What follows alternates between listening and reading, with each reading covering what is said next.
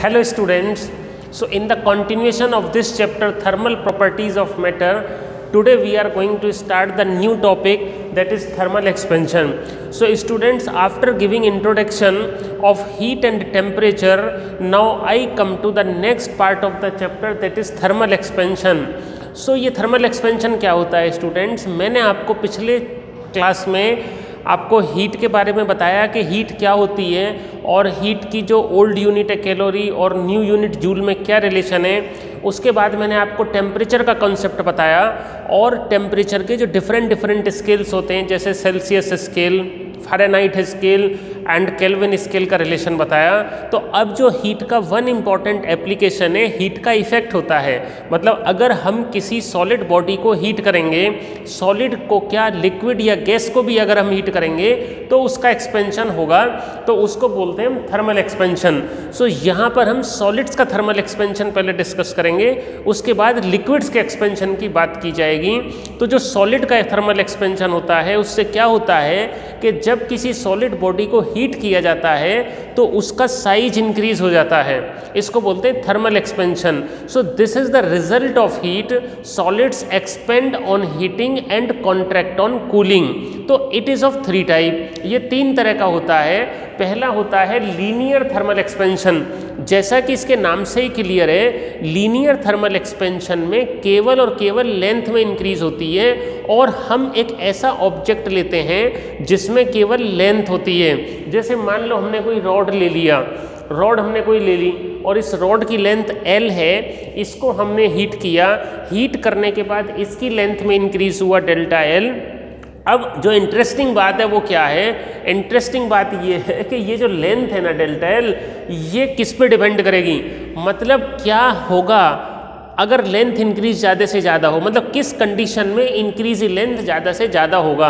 सो ये जो increase in length है it is directly proportional to the original length and directly proportional to the rise in temperature, मतलब जितनी ज़्यादा original length होगी उतना ही ज़्यादा उसमें इंक्रीज भी आएगा और जितना ज़्यादा हम उसको हीट करेंगे, मतलब जितना ज़्यादा टेम्परेचर हम उसका रेज करेंगे है उतना ही ज़्यादा इंक्रीज इन लेंथ होगा।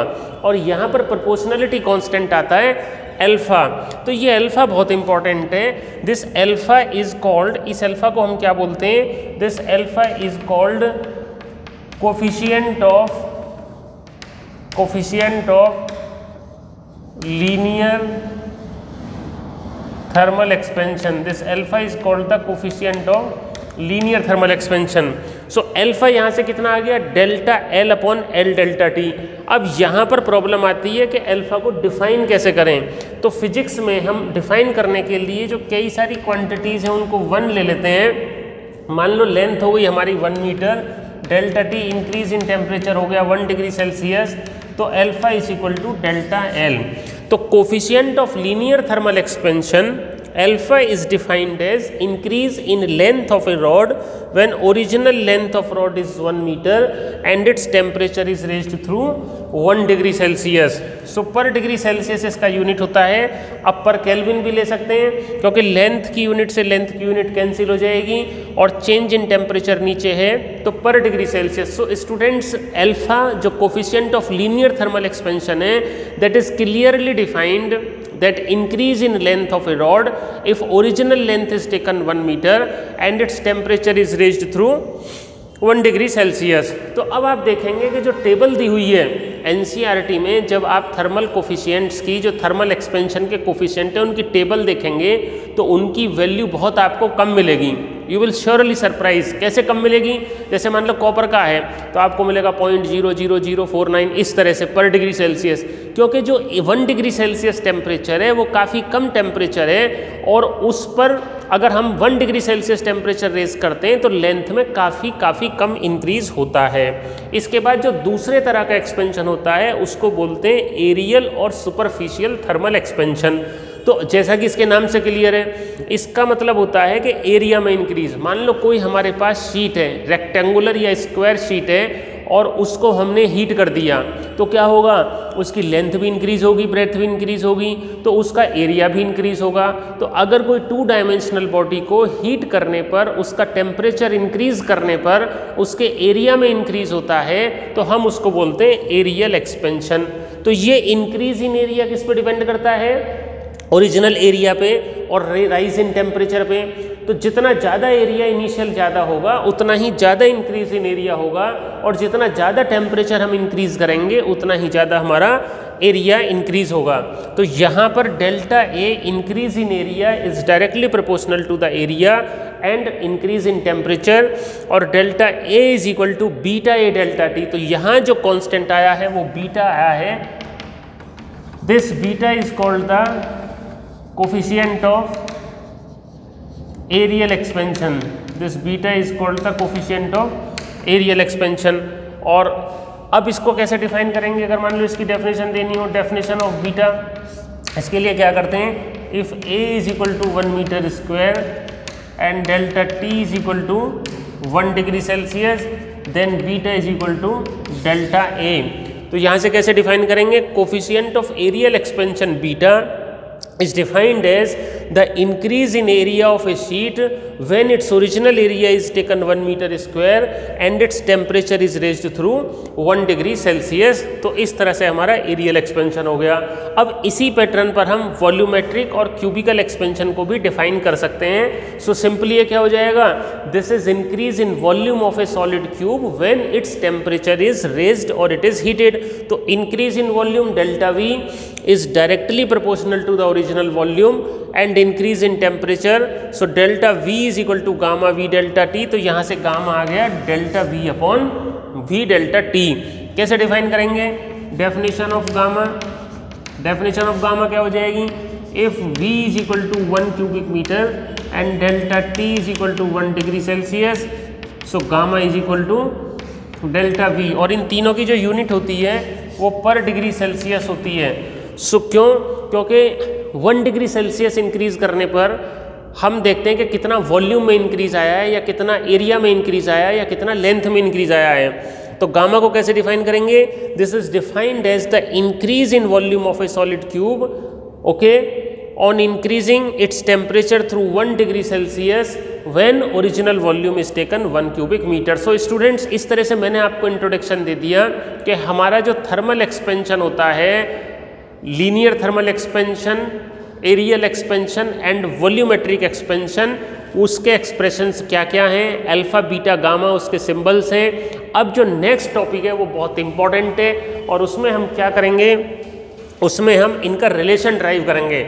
मतलब आप ये देखिए, जैसे इसमें केवल लेंथ है, ठीक है, इसमें लेंथ भी है, ब्रेड्थ भी है, और इसमें लेंथ, ब्रेड्थ, हाइट तीनों हैं। तो अब इसमें लेंथ है तो इसमें ब्रेड्थ तो है नहीं, तो इसका अल्फा होगा, बीटा नहीं होगा। इसमें लेंथ भी है, ब्रेड्थ भी है, बट थिकनेस या हाइट नहीं है, तो इसका अल्फा भी होगा, बीटा भी होगा, और इसके केस में तीनों होंगे। So there is a very important topic, that is relation between alpha, beta and gamma. All the three kind of expansion coefficients are related, okay, so we have to drive the relation, so how to drive the relation, ये हमें देखना है। देखो कैसे, relation between alpha, beta and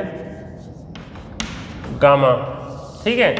so suppose, मान लो, suppose a solid cube of side L is taken, ठीक है, और इट्स टेम्परेचर इज रेज्ड,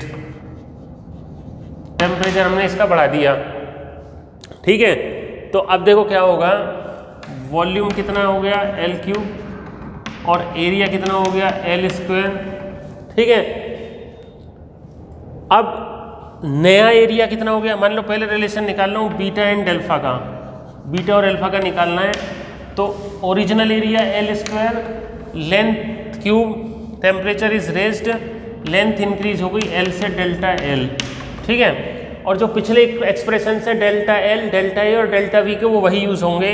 तो नया area A plus delta A is equal to L plus delta L का whole square, because जो उसका सरफेस एरिया होगा वो तो साइड का स्क्वायर होगा ना, तो original a is equal to L square है और एरिया इंक्रीज हो गया a प्लस डेल्टा ए हो गया, तो इसको हम लिख सकते हैं l plus delta L square. इसको एक्सपेंड करेंगे हम a plus B whole square की आइडेंटिटी से L square plus delta L square 2l delta L. अब देखो दिस इज स्मॉल, तो अब डेल्टा एल ही ऑलरेडी स्मॉल होता है तो इसका स्क्वायर और ज़्यादा स्मॉल हो जाएगा, तो ये नेग्लेक्ट हो जाएगा। सो a plus delta A L square plus 2l delta L. So area से ये कैंसिल हो गया because a is equal to L square, तो delta a is equal to 2l delta L, और डेल्टा a को क्या लिख देंगे हम, beta a delta t, 2l और डेल्टा l को अल्फा l डेल्टा t से डेल्टा t कैंसिल, a से l into L square, so beta is equal to 2 alpha. So beta is equal to 2 alpha, this is the relation between alpha and beta. अब देखो gamma और alpha का relation निकालेंगे, gamma and alpha का कैसे निकालेंगे, volume कितना हो जाएगा एल क्यूब, नया volume v plus delta V is equal to L plus delta L का होल क्यूब। अब इसको a प्लस बी का होल क्यूब की आइडेंटिटी से एक्सपेंड करेंगे, v plus delta V is equal to L cube plus delta L plus 3l square delta L plus 3l delta L square.